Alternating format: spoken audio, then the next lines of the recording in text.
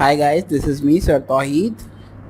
आज के इस सबक में हम बात करेंगे फ्यूचर इंडेफिनिट टेंस के हवाले से कि ये फ्यूचर इंडेफिनिट टेंस क्या होता है और इसका इस्तेमाल कब करते हैं, किस तरह करते हैं, और फिर हम चंद एग्जांपल्स भी इसकी देखेंगे। इसके अलावा हम यहाँ पे ये भी देखेंगे कि ये शेल और विल का इस्तेमाल किस तरह से किया जाता है। तो शुरू करते हैं आज का सबक। सबसे पहले हम इसकी डेफिनेशन देखेंगे जो कि है this tense expresses the actions और activities that are going to be happened और take place later than now और in the next coming time. इसका मतलब ये है कि इस टेंस की मदद से हम उन बातों का जिक्र करते हैं, उन चीज़ों का जिक्र करते हैं जो फ्यूचर में वाक़ई होंगी। यानी कि अगर आप कोई भी काम फ्यूचर में करने जा रहे हैं तो आप बता सकते हैं कि मैं ये काम करूँगा।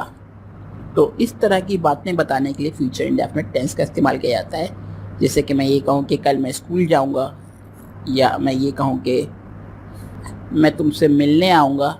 तो ये फ्यूचर की बातें हैं जो हम अभी से बता देते हैं कि मैं ऐसा काम करूँगा। आमतौर पे ये हमारे इरादे बयान करने के लिए इस्तेमाल किया जाता है। अक्सर हमारे जो इरादे होते हैं कि मैं ये करूँगा, मैं वो करूँगा, तो इस तरह की बातें बताने के लिए हम फ्यूचर इंडेफिनिट का इस्तेमाल करते हैं। इसके अलावा इसका इस्तेमाल प्रेडिक्शंस के लिए भी हो सकता है, यानी कि पेशन गोई के हवाले से। लेकिन विल और ये शेल जो होते हैं बेसिकली ये ऐसी पेशन गोई को बयान करने के लिए इस्तेमाल किए जाते हैं जिनमें चांसेस बहुत ज़्यादा हों।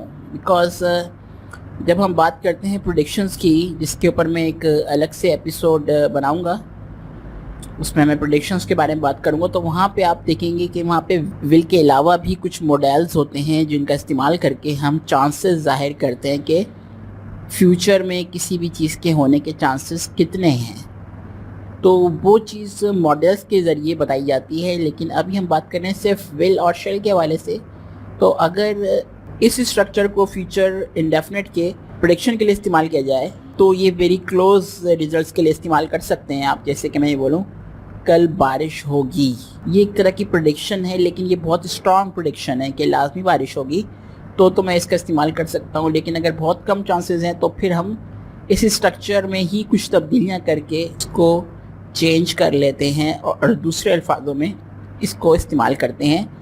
तो फिर हमारे पास विल के अलावा माइट और मे का इजाफा कर दिया जाता है, या ये कह लें कि माइट और मे के मॉडल्स का भी इस्तेमाल किया जाता है। अभी हम सिर्फ बात करेंगे फ्यूचर इंडेफिनिट टेंस के हवाले से, जिसमें हम बात करेंगे कि ये इरादे बयान करने के लिए टेंस इस्तेमाल किया जाता है। तो सबसे पहले आ जाते हैं अब हम इसके स्ट्रक्चर के ऊपर। इसके स्ट्रक्चर में आम तौर पे 4 बुनियादी एलिमेंट्स होते हैं, 4 बुनियादी जुज़ होते हैं।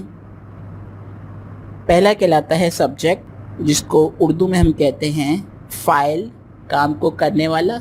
इसके बाद आएगा हेल्पिंग वर्ब। अब ये हेल्पिंग वर्ब में से हमारे पास 2 ऑप्शन है, या तो शेल का इस्तेमाल करते हैं हम या फिर विल का इस्तेमाल करते हैं। हेल्पिंग वर्ब के बाद हम इस्तेमाल करते हैं मेन फॉर्म ऑफ वर्ब, जो कि होनी चाहिए फर्स्ट फॉर्म ऑफ वर्ब।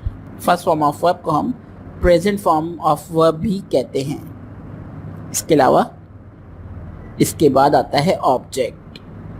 तो ये कुछ बुनियादी जुज़ हैं, लेकिन इसके अलावा क्योंकि ये फ्यूचर टेंस है तो अक्सर इस टेंस के अंदर 5वां एलिमेंट भी एक होता है जिसमें हम टाइम का जिक्र करते हैं। जैसे कि अगर मैं ये बोलूँ कि मैं कल स्कूल जाऊँगा, तो यहाँ पे जो कल आ रहा है लफ्ज़, ये एक फ्यूचर टाइम है, तो ये हमेशा ऑब्जेक्ट के बाद मेंशन किया जाता है, जो कि आमतौर पे स्ट्रक्चर्स में मौजूद नहीं होता है। लेकिन मैं आपको इसलिए बता रहा हूँ कि अभी हम जब सेंटेंसेस बनाएंगे तो फ्यूचर के तमाम सेंटेंसेस में अक्सर फ्यूचर का कोई टाइम भी मेंशन किया जाता है, ताकि काम के बारे में अंदाज़ा हो सके कि ये काम कब होगा।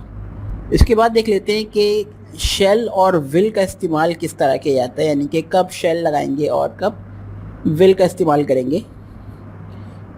तो साथियों याद रखिए कि जब भी सब्जेक्ट फर्स्ट पर्सन हो, यानी कि जब भी काम करने वाला खुद बात कर रहा हो तो वो शैल लगा के बात करता है।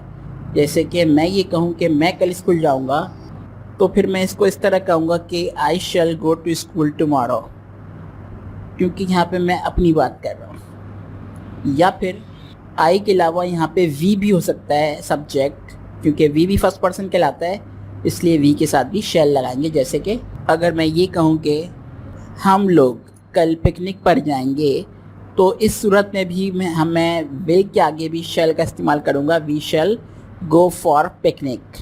तो साथियों ये था शैल का इस्तेमाल। लेकिन अगर सब्जेक्ट हमारा आई और वी के अलावा कोई भी दूसरा सब्जेक्ट हो, तो उस सूरत में हम विल का इस्तेमाल करते हैं एज अ हेल्पिंग वर्ब, यानी कि he will, she will, they will, इस तरह के अल्फाजों को जोड़कर हम फ्यूचर इंडेफिनिट के सेंटेंसेस बनाते हैं। इसके बाद बात आती है इसकी पहचान की, यानी कि जब भी आप इस तरह के जुमले उर्दू में लिखे पाएंगे, तो आपको इन जुमलों के आखिर में जो अल्फाज मिलते हैं वो अक्सर ये होते हैं, जैसे कि गा, गी, गे, गा, गी, गे। क्योंकि ये अमूमन इसी तरह से बोला जाएगा कि मैं कल स्कूल जाऊंगा, तो यहाँ पे एंड में लफ्ज़ आया का, वो कल मुझसे मिलने आएगा, हम क्रिकेट खेलेंगे। तो इस तरह के कुछ ख़ास अल्फाज होते हैं जो इस तरह के जुमलों के आखिर में आ जाते हैं। तो इनसे हमें समझने में थोड़ी सी आसानी हो जाती है कि अगर हम एग्ज़ाम्स वगैरह की तैयारी करते हैं तो इसको ज़रा जल्दी से कैच कर लेते हैं कि ये कौन सा टेंस है।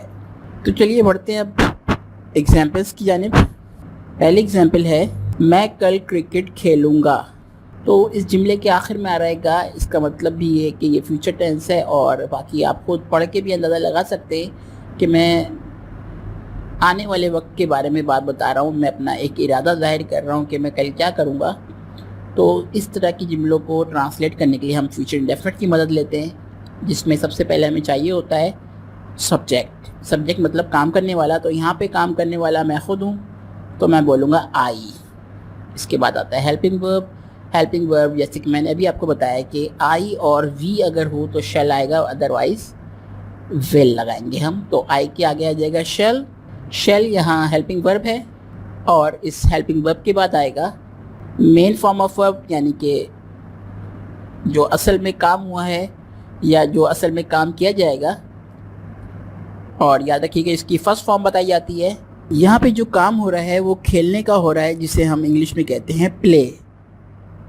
तो यहाँ पे उसकी फर्स्ट फॉर्म इस्तेमाल करनी है, तो हम कहेंगे आई शैल प्ले।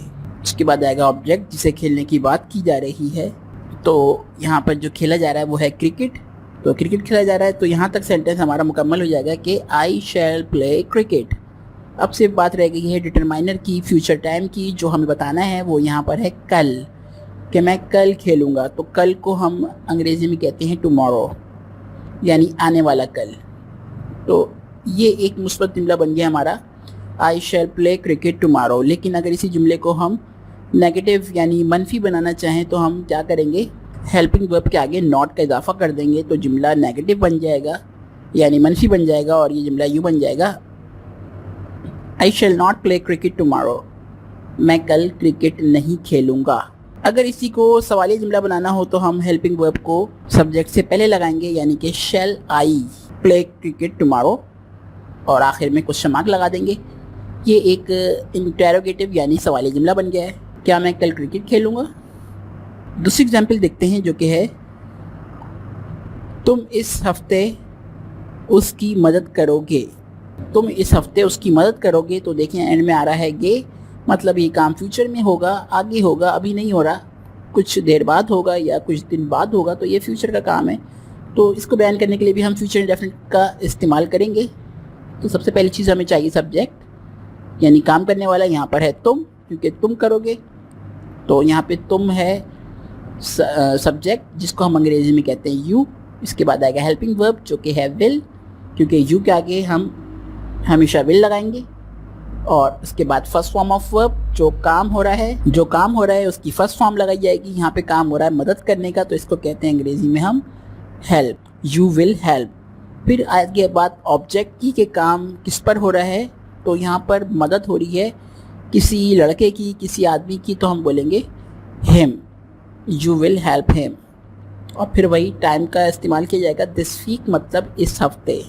तो ये एक मुस्बत जुमला बन गया है इंग्लिश में, you will help him this week. अब इसी जुमले को अगर मनफी बनाना हो तो हम सिर्फ हेल्पिंग वर्ब के बाद नॉट लगाएंगे, तो जुमला बन जाएगा you will not help him this week. ये एक मनफी जुमला है जिसका मतलब है तुम इस हफ्ते उसकी मदद नहीं करोगे।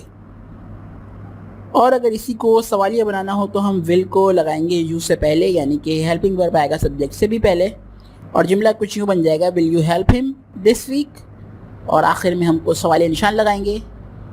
तो ये एक प्रॉपर सवालिया जुमला बन जाएगा जिसका मतलब है क्या तुम इस हफ्ते उसकी मदद करोगे। तीसरी एग्जाम्पल देख लेते हैं जो कि है वो लोग अगले महीने न्यूयॉर्क जाएंगे। तो ये काम भी आने वाले वक्तों में होगा, तो इसको बयान करने के लिए हम फ्यूचर इंडेफिनिट का इस्तेमाल करेंगे।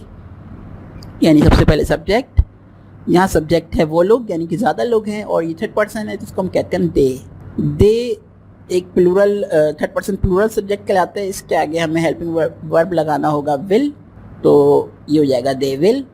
इसके बाद हम लगाएंगे मेन फॉर्म ऑफ वर्ब, और वो होनी चाहिए फर्स्ट फॉर्म ऑफ वर्ब। तो यहाँ पे काम हो रहा है जाने का, तो इसको हम कहते हैं गो। और फिर गो के आगे जब हम जगह बताते हैं तो हमेशा हम टू का इस्तेमाल करते हैं, तो हम इसलिए लगाएंगे go to, they will go to. और फिर बताएंगे जहाँ जाना है, यानी ऑब्जेक्ट हमारा यहाँ पे कहलाएगा न्यूयॉर्क, जहाँ पे जाया जा रहा है, they will go to New York. और फिर उसके बाद टाइम मेंशन किया जाएगा कि ये काम फ्यूचर में कब होगा। तो यहाँ पे इसके हवाले से टाइम मेंशन है अगले महीने। अगले महीने को हम कहते हैं next month. They will go to New York next month, ये एक मुस्बत जुमला है। इसको मनफी बनाने के लिए हम लगाएंगे नॉट हेल्पिंग वर्ब के बाद, तो जुमला बन जाएगा they will not go to New York next month. मतलब ये कि वो लोग अगले महीने न्यूयॉर्क नहीं जाएंगे। अब अगर यही जुमला सवालिया बनाना हो हमें, तो हम सिर्फ ये करेंगे कि हेल्पिंग वर्ब को सब्जेक्ट से पहले लगा देंगे, तो जुमला बन जाएगा will they go to New York next month, और फिर सवालिया निशान। इसका मतलब ये है कि क्या वो लोग अगले माह, या ये कह लें कि क्या वो लोग अगले महीने न्यूयॉर्क जाएंगे। तो साथियों ये चंद एग्जांपल्स थी फ्यूचर इंडेफिनिट की। मुझे उम्मीद है कि आपको समझ आ गया होगा कि ये फ्यूचर इंडेफिनिट टेंस कब इस्तेमाल किया जाता है, कैसे इस्तेमाल किया जाता है, और किस तरह से इसका स्ट्रक्चर इस्तेमाल किया जाता है। अगर आपको वीडियो समझ आए और पसंद आए तो प्लीज़ इसको शेयर कीजिएगा, और मेरा चैनल सब्सक्राइब कर लीजिएगा ताकि मेरी आने वाली वीडियोस भी आपको मिलती रहें और आप तमाम टेंसेस को भी जान जाएं। इसके अलावा और भी बहुत कुछ ग्रामर के हवाले से मैं यहाँ पर वीडियोस की सूरत में एपिसोड्स अपलोड करता जाऊँगा, ताकि हर सीखने वाला इससे सीख कर मुस्तफ़ीद हो सके। शुक्रिया।